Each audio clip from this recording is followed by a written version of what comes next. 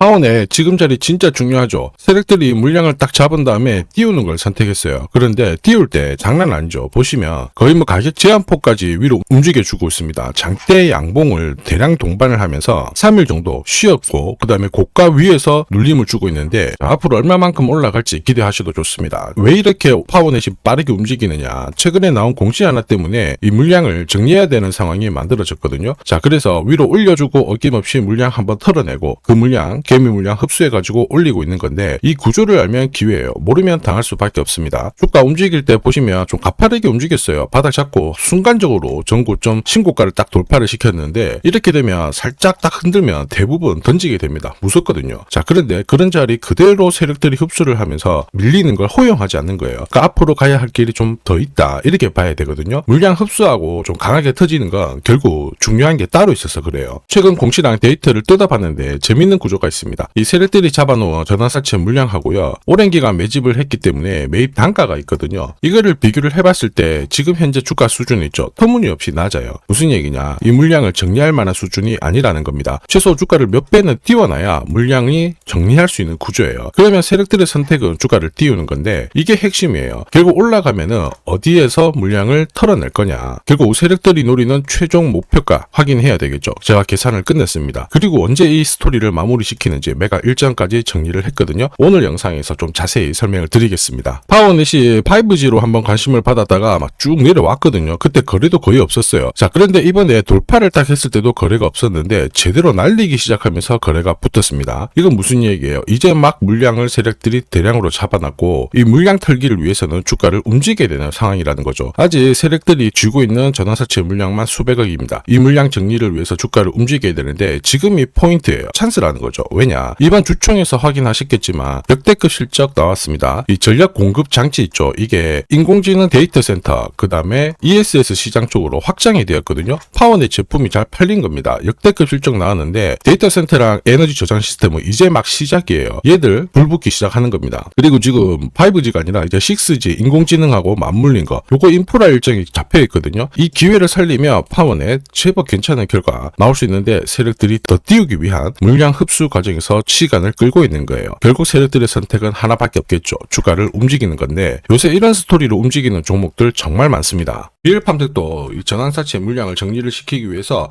376원부터 8,000원대까지 순간적으로 20배 넘는 급등을 보였습니다. 점 상한가가 세상에 9방 넘게 나왔죠. 자, 그리고 정확하게 첫 번째 상한가를 찍었을 때 제가 영상에서 유튜브로 올려드렸어요. 하나 보고 갈게요. 이었던 고점대 한 번 더 돌파할 수밖에 없는 게 1625원짜리 전환사채를 만기 전에 취득을 했거든요. 물량을 잠근 겁니다. 오버행 부담이 줄었기 때문에 세력들은 주가를 띄울 수 있는 쉬운 구조를 만들어 놓은 거예요. 오늘 상한가 같죠? 내일 한번 풀리거나 이거는 기회가 되는 겁니다. 앞에서 영상 보셨던 것처럼 첫 상한가 때 설명드리고 그 뒤로 상한가 9방, 이때 잡아도 5배 넘는 상승을 보였습니다. 결국 환기 종목 이슈가 있거든요. 그런데 실적 모멘텀 없이 주가를 띄우는 거는 결국 세력들이 설계한 구조예요. 엑시트 구조에 그대로 반응을 하면서 주가가 순간적으로 위로 튀게 된 거죠. 다시 말해서 세력들이 판을 짜고 움직여야 되는 상황에서는 시장 악재나 돌발 이슈가 나와도요, 올리는 게 다반사입니다. 결국 파워넷도 비슷한 흐름이 나올 걸로 보고 있어요. 자, 움직여주고 중간에 물량 흡수하고 의도적으로 눌려주고 주가 다시 띄우고, 이건데요, 요새 시장에 이런 패턴 정말 많이 나오고 있죠. 현대 ADM 대표적인 예죠. 박스권 상단을 이 상한가를 딱 돌파를 하면서 2,300원에서 2만원까지 10배 넘는 급등을 보였거든요. 전환가의 1,484원짜리부터 계속 형성이 되었던 물량들을 털기 위해서 주가를 띄운 거고, 첫 번째 상한가가 나왔을 때 제가 유튜브 영상에서도 연상 분위기다 설명드렸죠. 영상 하나 보고 가도록 하겠습니다. 지난 7개월간 돌파하지 못했던 박스권 상단 상한가로 돌파를 했다. 의미가 있어요. 전환가의 1,484원 있죠. 이거 전환사채 전환시키려면 결국 임상결과랑 3자 매증 유중을 통해서 주가를 끌어올리는 공식이 발동이 된 거예요. 거액을 태웠어요. 이걸 정리하기 위해서는 주가는 지금보다 훨씬 더 위로 움직일 수밖에 없다라는 뜻이죠.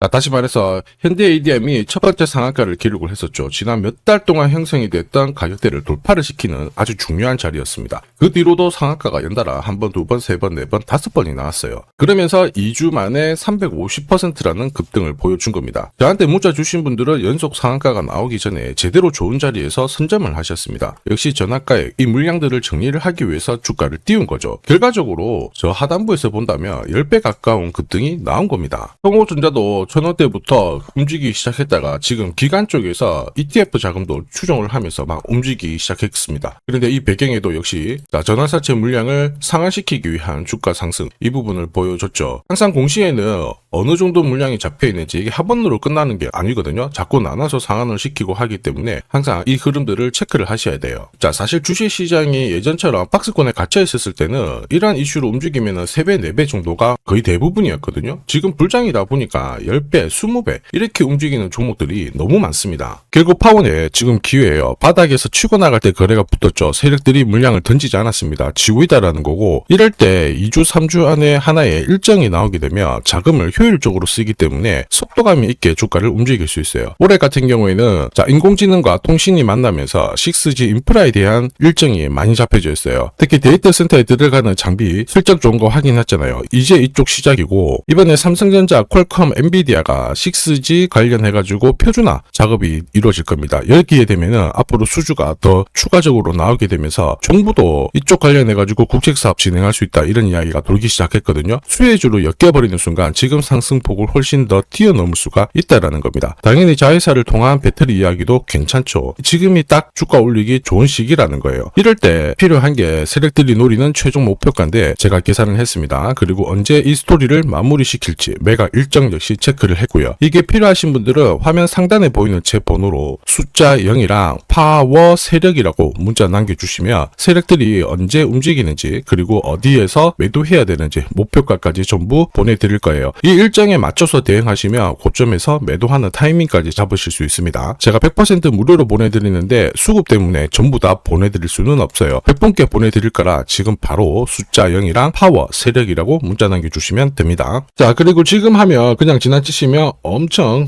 후회하시게 될 거예요. 요새 K방산, 그리고 K푸드, K반도체, K로봇, K원전 다 터졌죠. 근데 공통점이 있어요. 이들 섹터 테마들 있죠. 처음에는 다들 관심이 없었거든요. 그런데 주가가 이만큼 올라가니까 뉴스도 나오고 다들 관심을 가지기 시작했습니다. 대표적인 예가 HD 현대일렉트릭인데요. 2020년 코로나 터졌을 때 4,840원이었습니다. 동전주였고 대표적인 품절주에다가 저평가주였어요. 얘들이 이제 테마가 딱 붙으면서 지금 116만원까지 올라왔거든요. 230배 움직였습니다. 이게 왜 움직였냐면 인공지능이죠. 이 인공지능으로 전력이 엄청나게 부족하다 보니까 자 이제 본격적으로 수혜를 받고 급성장을 하면서 움직이게 된 거예요. 한마디로 테마가 먼저 움직이고 돈은 나중에 따라온 겁니다.